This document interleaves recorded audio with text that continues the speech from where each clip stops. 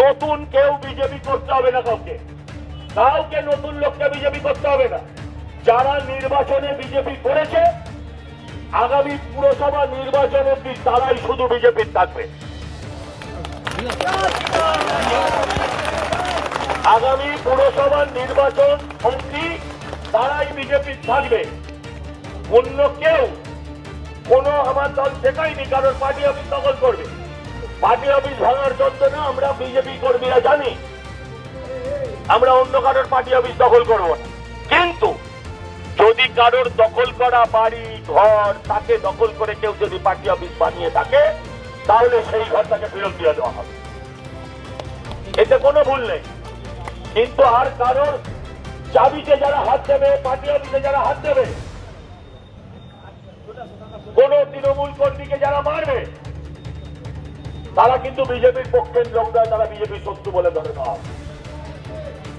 এটা আমি পরিষ্কার ভাবে বলে গেলাম যে না আপনাদের দিকে কেউ চোখ তুলে তাকাবে আর না আপনারা কারোর দিকে অকারণে কারোর সাথে ঝামেলা করবেন। এ ব্যাপারে আর দ্বিতীয় কোনো প্রশ্ন থাকবে না। আমার এতটুকুই বলার ছিল, এতটুকুই বলার জন্য আসা। মানুষকে আমরা কথা দিয়েছি শান্তিপূর্ণ বরানগর দেব, আমরা যাচ্ছি, আমি যাও, আমি কথা দিয়েছি মানুষকে শান্তিপূর্ণ বরানগর দেব। আপনারা এখানে যারা ছিল তারা অধিকাংশ বিজেপির মিছিলে ছিল না। বিজয় মিছিলটা মিছিল নয়, 1.5 মাস ধরে লড়াইতে এরা কেউ ছিল না। যারা আজকে আপনার পাশে দাঁড়িয়েছে মিছিলের স্বার্থে তাদেরকে সরান। ভাববেন না এরা আপনার পেছনে দাঁড়িয়ে, যারা পেছন থেকে নিজের দলের লোককে ছুরি মেরেছে আপনাকে ছুরি মারতে বেশিক্ষণ দেবেন।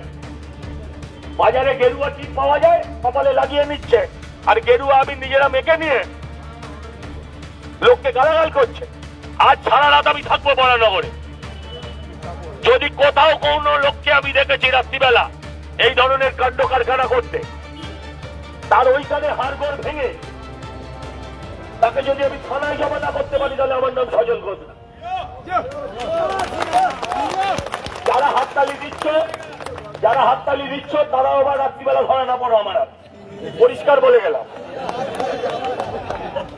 যারা যে নির্বাচনে আমরা কষ্ট করে এজেন্ট দিই আর আজকে শয়ে শয়ে ছেলে প্রত্যেকে এলে, কোথায় ছিলে?